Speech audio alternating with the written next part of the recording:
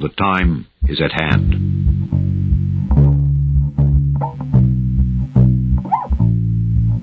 The elusive dog-like creature attacks livestock, bleeding them dry of blood. 8 to 10 feet tall, shadowy aliens. But I am telling you right now, we need a great reset. And this is extremely dangerous to our democracy. Babylon the Great is fallen, is fallen.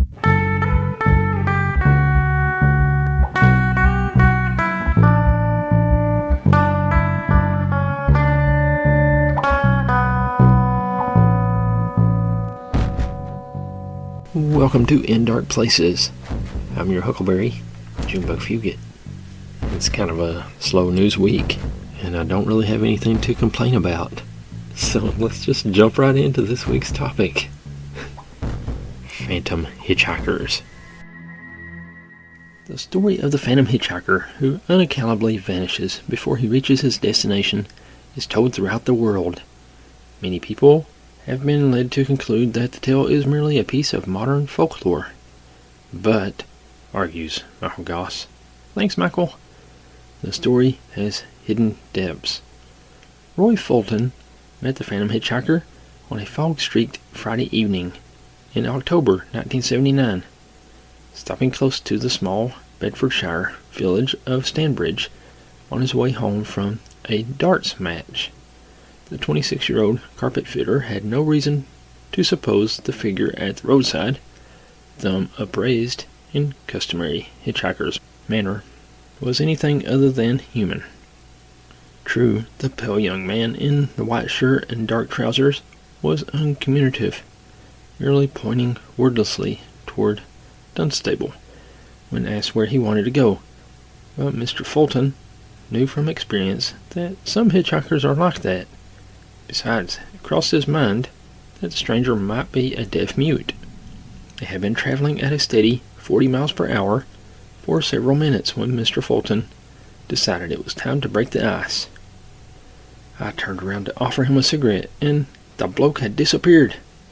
I braked, had a quick look in the back to see if he was there. He wasn't, and I just gripped the wheel and drove out of there.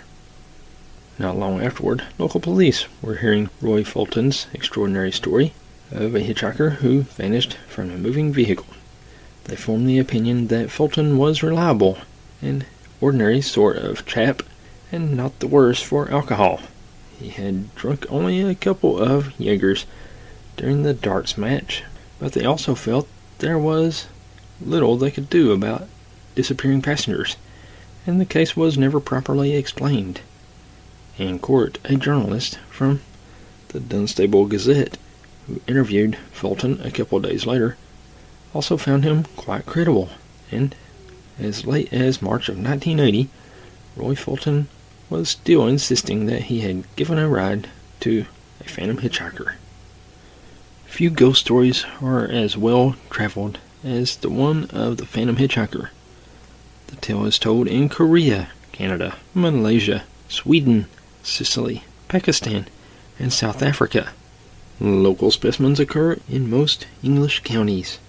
Of course, details as to age, sex, and physical appearances of the hitchhiker fluctuate, as do the number of witnesses and the type of vehicle in which he or she hitches a ride: a car, a taxi, motorcycle, bus, horse-drawn wagon, or carriage, and in one Malaysian version, a trishaw.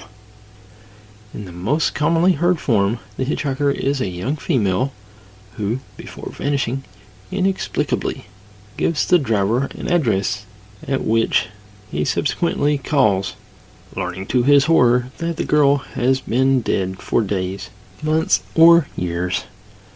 None of this corroboration took place after the event at Stanbridge, however. The entire episode lacks the artificially neat conclusion and dramatic touches generally found in folklore phantom hitchhiker stories. Cultural beliefs can affect how the phantom hitchhiker is interpreted. In Britain, he or she is habitually regarded as the spirit of a dead person, frequently the victim of a tragic road accident.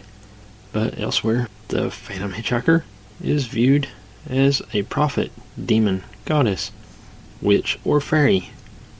For instance, in Hawaii, the Phantom Hitchhiker is associated with Pele, a basket-carrying old woman who is tutelary goddess of the volcano, Moana Lao. Malaysia has the Langsuyar, a vampire-like entity that takes the form of an attractive woman and waits on lonely stretches of road. After a brief time in the car, the hitchhiker flies into the air, uttering blood-curdling cries. The basic motif of a vanishing supernatural hitchhiker adapts itself to the cultural assumptions and needs of whatever society it is told in, something that helps to explain its long-standing popularity. Nowhere is the Phantom Hitchhiker story more often told than in the USA. Woo! There is hardly a state in which the tale is unknown, from the Mexican border up to Alaska, or from New York out to California, where it has established itself as one of the most persistent of ghost stories. This ubiquity is confirmed by the folklorists Richard K. Beardsley and Rosalie Hankey during compilation of 2 exhaustive papers entitled The Vanishing Hitchhiker, published in the California Folklore Quarterly for October 1942 and January 1943. They identified 4 main treatments of the motif. Besides the dominant address-giving girl ghost and Hawaii's Pele, there were narratives in which the Phantom Hitchhiker, sometimes a nun, and almost always an old woman, delivers a prophecy, which is not infrequently of a catastrophe. The other variant is theatrical. A girl is encountered in a dance hall or bar and borrows from the driver an item of clothing that he later finds on her grave. Manifestations of the Uniondale Phantom Hitchhiker in South Africa have been reported on 4 occasions, all associated with Maria Rowe, who died at the age of 23 in a car crash on April 12, 1968. Admittedly, 2 of those alleged sightings are of a vague, unsatisfactory kind, and the remaining 2 are subject to contradictions in the retelling. Yet, when writing up the results of her researchers in the July 1979 issue of Fate magazine, Cynthia Hind could not rule out the possibility that phantom incidents had occurred, more or less as stated, and that there was evidence to support the view that drivers had encountered the dead girl's apparition. Analogous with the Uniondale tale is Britain's most famous Phantom Hitchhiker story set on Bluebell Hill between Maidstone and Chatham in Kent. There is little hard evidence for a psychical researcher to follow up. Witnesses' names are absent, dates left obscure, and other important details unavailable. Yet the wealth of anecdotes from this area, only a fraction of which have appeared in print, are assigned with monotonous regularity to the spirit of the bride-to-be, who was killed in a car crash on the eve of her wedding at the foot of Bluebell Hill back in November 1965. This accident, like the Uniondale fatality, is a historical fact. But in other Phantom Hitchhiker tales, the connection between the hitchhiker and a death on the road on which the phantom appears is no more than conjectural. People are prone to think ghosts must be the products of tragedies, and as the Phantom Hitchhiker is popularly assumed to be a ghost, there is a strong temptation to hunt for likely accidents to account for it. It is, of course, possible that the Phantom Hitchhiker is not always a lie, a folktale, or a spirit. Searching for alternative hypotheses, it is well to remember that similar stories by far antedate the automobile age. Other reliable evidence tends to suggest that this antiquated motif is still important to us. In the wake of the eruption of Mount St. Helens on May 18, 1980, stories began to circulate of an old woman, sometimes described as a nun, who had prophesied this and other events to Washington and Oregon motorists who gave her lifts. It is just possible that the Phantom Hitchhiker story is a variation of the ancient myth of the mysterious stranger who comes to warn mankind of impending danger. A myth that also lives on in stories of people who have allegedly made contact with aliens. My grandpa recently passed away, and I remembered a story he used to tell. This was back in the late 60s, early 70s. He was driving down some road in the middle of the forest in the mountains of Pakistan, in the middle of nowhere, heading back home from some trip. While he was driving, he saw a man wave at him, standing at the side of the road. It was dark and foggy, so you couldn't really see his face or anything. So my grandpa thought that he might as well help the guy. It was the middle of nowhere, so he stopped and the guy got in the back of the car. My grandpa asked him if he wanted to come sit in the front, and he declined. My grandpa just kept driving. The guy started mumbling and talking to himself. My grandpa looked back, but the guy, in a woman's voice, said, "I don't think that's a good idea. You don't want to look at me." My grandpa freaked out, turned back and kept driving. Some time passed till the guy, in yet another voice, asked to stop, right next to an old graveyard. Scared but relieved, my grandpa slammed on the brakes. The guy then offered to pay, but my grandpa said no, and he insisted. The guy gave my grandpa a 5 rupees bill. He kept it, and the guy got out of the car. My grandpa drove a little bit before looking back to see the guy wasn't there anymore. My grandma kept those 5 rupees, but unfortunately we lost them. About 16 years ago, I lived in a rural town that was about 4 hours west from the north-southwest northern coast. You had to drive through a windy range to get there, and it was beautiful, like a rainforest. I used to always wonder what would be amongst all those trees driving past. I had heard briefly of ghost sightings from people around the area I lived in, but I didn't think much of it until my partner at the time, must be a police officer, admitted to me why he hated driving through there. We had to if we ever wanted to go on some sort of beach holiday. He told me that he was driving back home in the evening with a friend of his after Australia Day weekend when they saw an old car parked in the rest area and thought nothing of it, especially as it was so dark by this time. A little further up they stopped as a woman was on the side of the road, waving at them to pull over. She said that the car was hers and asked hesitantly if it was okay they'd drop her off at her driveway a few kilometers up the road. They did, and once they arrived, she told them that she will flick the lights on and off when she made it up there safely, as the driveway was a small hike. I guess she didn't feel comfortable with them coming to her house.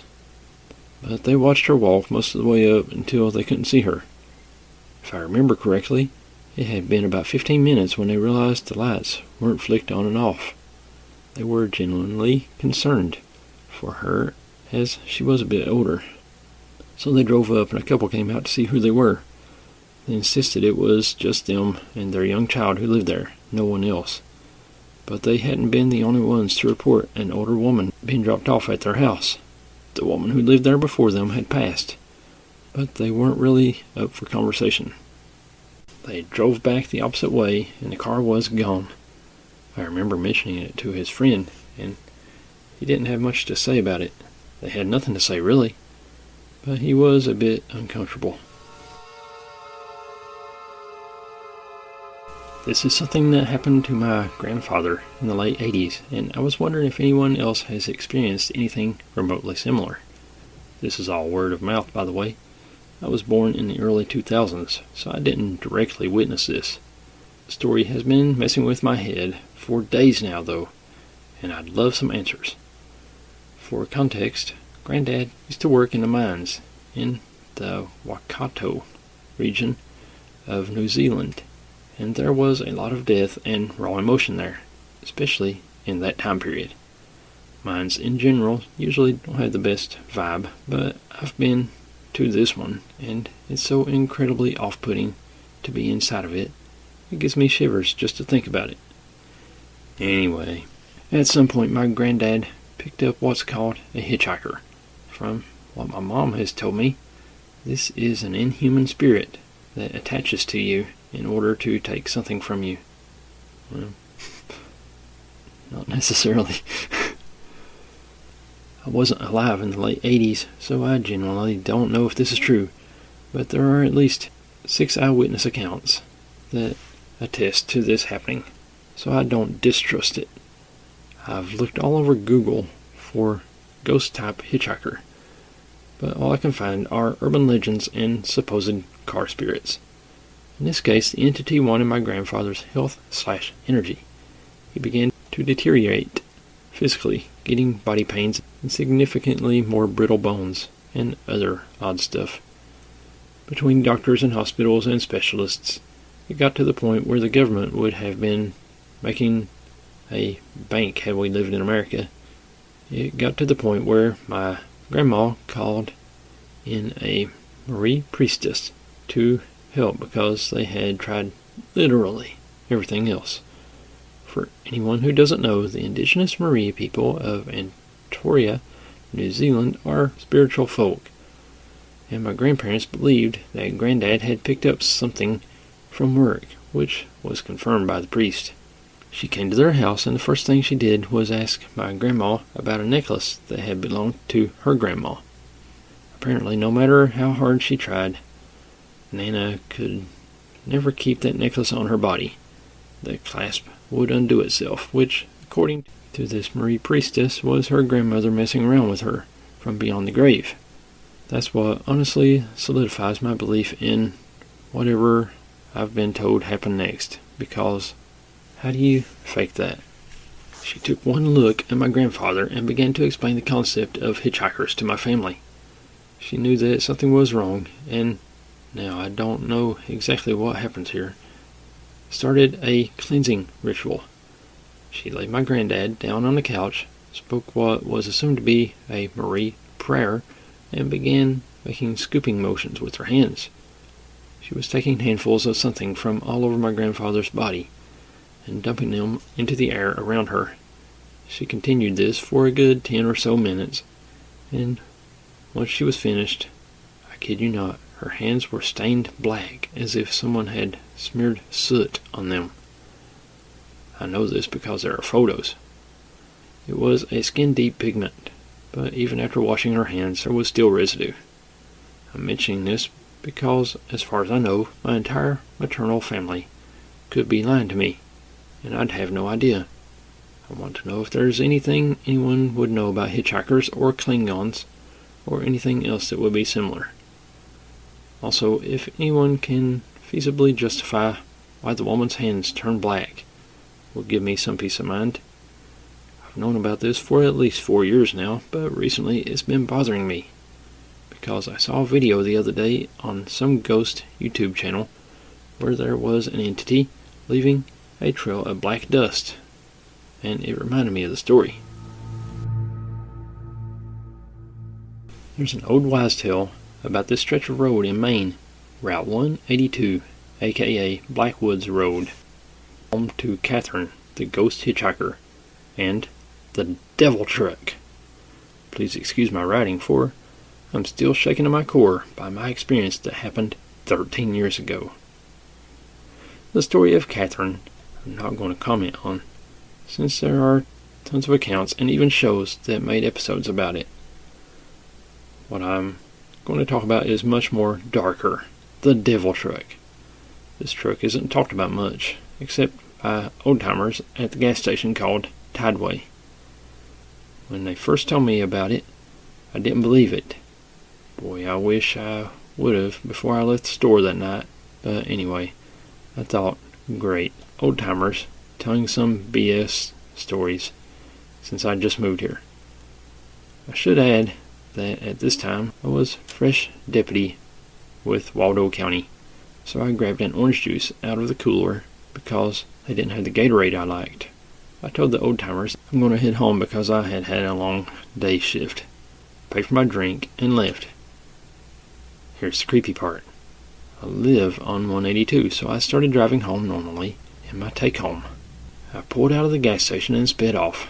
I set the cruise control in the Charger to 50 miles an hour and just started thinking about what I wanted for supper. About 3 miles after the gas station, a truck pulls out behind me. I didn't think much of it, except it was weird to see a 72 F100 out on the roads this late.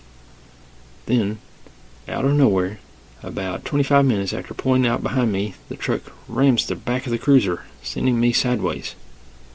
I remember slamming into a tree and spinning back across the road and into the guardrail that separates the road from Fox Pond. I instantly put on my blues so traffic would see me, since my headlights were facing right where the blind spot was on the road. I got out looking for the truck, thinking it had to be a problem with the truck. Surely someone wouldn't try to kill a sheriff's deputy in Maine. There was no truck. There wasn't even a sign of a truck. I tried to call it in, but my car radio wouldn't work.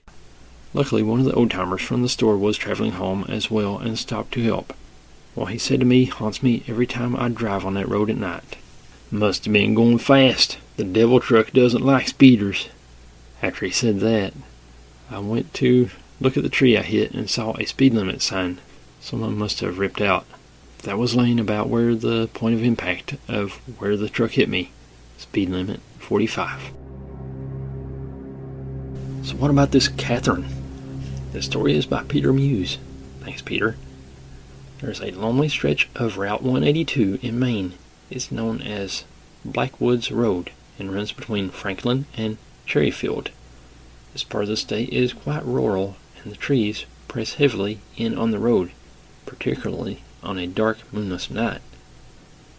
The road climbs a small mountain known as Catherine's Hill, and if you're unlucky, you might see Catherine herself one night while driving along Route 182. Catherine is a ghost and appears as a forlorn young woman wandering the side of the road in an evening gown, either pale blue or white in color. If you see Catherine, you should stop and offer her a ride. She'll tell you she's going to Bangor. You should let her in even though it's a long drive, and you might not be going that way. Otherwise, bad luck will come to you. Here's an example. One night a salesman was driving along Route 182 when he saw Catherine walking by the side of the road. He was in a hurry and was also unnerved by the sight of a young woman in a formal gown alone in the woods. He instinctively knew something was uncanny about her, so he sped past without stopping. It was a fatal mistake. As he glanced in the rearview mirror, he saw Catherine suddenly sitting in the back seat of his car, without her head. Her bloody-necked corpse filled him with terror, and he lost control of the car. He died instantly when it hit a tree. Some legends say Catherine was driving to her prom with her boyfriend when they got in an accident, and they both died. She was decapitated, and now walks along Route 182 trying to find her boyfriend. Sometimes Catherine is even seen wandering headless along the side of the road. You should still stop and offer her a ride if you see her in this condition, unless you want something bad to happen to you. The bad luck isn't always immediate. Sometimes it takes a few days, but it always comes. Better to just offer her headless corpse a ride. There are a few variations of the legend. Maybe she died on her way to a wedding, and maybe she died in the 1800s in a carriage accident. Despite the minor fluctuating details, the core of the story remains the same. Offer Catherine a ride or face the consequences. I was driving home from my girlfriend's house in rural Country Road, Indiana. It is exactly midnight. On my left in the distance, I see what I believe to be people standing on the side of the road, but I dismiss it and attribute it to my mind making up things. As I get closer, I realize that it is people. Standing on the side of the road are 3 women, completely still, with blank expressions, looking ahead. They all had a different colored dress on, with the same design, red, green, and yellow. They each had a bonnet on as well. It gave me chills, as I was in the middle of nowhere, and could not make up any logical explanation for this. I grew up in North County, San Diego. I don't live there anymore, but the story pertains to the road leading through Lake Hodges, a reservoir and hiking spot in Escondido, California. It's a gorgeous but spooky area. The lake is surrounded by sleepy canyons filled with yapping coyotes and old farmhouses spread out among big lots. There are barely any streetlights on the residential streets cradling the lake. The lake itself has some dark history only locals might know. A high school girl got murdered while jogging along the main trail and was found when I was around the same age. My best friend's sister and her friend found voodoo dolls and knives stuck in some oak trees along the trail once. Creepy stuff. San Diego looks nothing like the Deep South, but Lake Hodges has a similar complex about it. It feels like something unspeakable has happened there. When I was in high school, around 2009 to 2011, my friends and I would drive around and smoke cigarettes. We listened to new music and had existential, adolescent conversations. Often, we would drive around at night. I believe the first time this happened was in late winter 2010. We were driving down the windy road past the point separating the dam from the rest of the lake. As we were about to turn the corner, we saw this figure of a tall man standing on the side of the road. He had his thumb out, looking to hitchhike. His hair was wet and black, and the best adjective I can conjure for him is slimy. He was wearing this wet trench coat, and his face was wan. When our headlights met his eyes, they looked vacant, yet melancholy, staring off into space like a zombie. But still, there was something soulful about them. I can't explain it. And it's been over a decade, so I've had plenty of time to reflect on the strange sorrow I witnessed in him. Anyway, he vaguely resembled a drowned pirate, and we were all terrified. A few months later, we saw the same thing. We saw the same figure hitchhiking a bit further down the road. This time, we were even more mortified. A hitchhiker in the same place, in the same clothes, twice. A year or so later, I had returned from college for spring break and was catching up with my same friend, barreling down the road. Somehow the topic of the hitchhiker came up. My friend told me that she had just seen him again recently, at a different spot, down the same road at night. We commented on how we knew he was just a ghost, or just not human. Why would a hitchhiker always be looking for a ride on the same road? Always at night, and seemingly alone, in the early part of the year. And how is it so obvious to see that he is dead? I had something weird happen to me when I left work one day around 4 a.m. There's one stretch of road I take home that's usually pretty devoid of people at that time of night. It's a 4-lane road with a turning lane down the middle. All that's on the road is a small airport on one side and essentially a swamp on the other. I turn onto this road, driving like normal, paying full attention because sometimes deer like to jump out around there. It's completely empty, no other cars in sight. Totally straight road with no curves, and in the best way I can describe it, a man just materialized out of thin air, walking in the center turning lane about 10 feet ahead of me. There's no way on earth I wouldn't have seen him sooner, what with my absurdly bright headlights. And let's talk about those bright headlights. I hate those things. And absolutely nothing else around. I didn't get a great look at him since he showed up so suddenly, and by the time I even registered it in my brain, I was already flying past him. All I could tell was it looked like a middle-aged, older black man with a red jacket on, and he had maybe one of those wheeled suitcases or bag he was kind of dragging behind him. I hit the brakes and was looking for him in my mirrors because he was very close to my car, and I was scared I'd hit the guy or something. I didn't see anything or anyone at all behind me. As fast as he appeared, he was gone. I ended up pulling a U-turn because I wanted to make sure I wasn't losing my mind. Keep in mind, there's absolutely nowhere for this guy to have gone in the 30 seconds it took me to slow down and turn around. On one side of the road, there's a fence around the airport runways, and on the other is an empty gravel lot and a ditch. There was no man anywhere. Anyway, either I lost my mind, as I first thought, or there was a ghost hitchhiker there. This is a bit of synchronicity, kinda. Someone sent me a video a couple weeks ago of Tully Savalas. Remember that guy?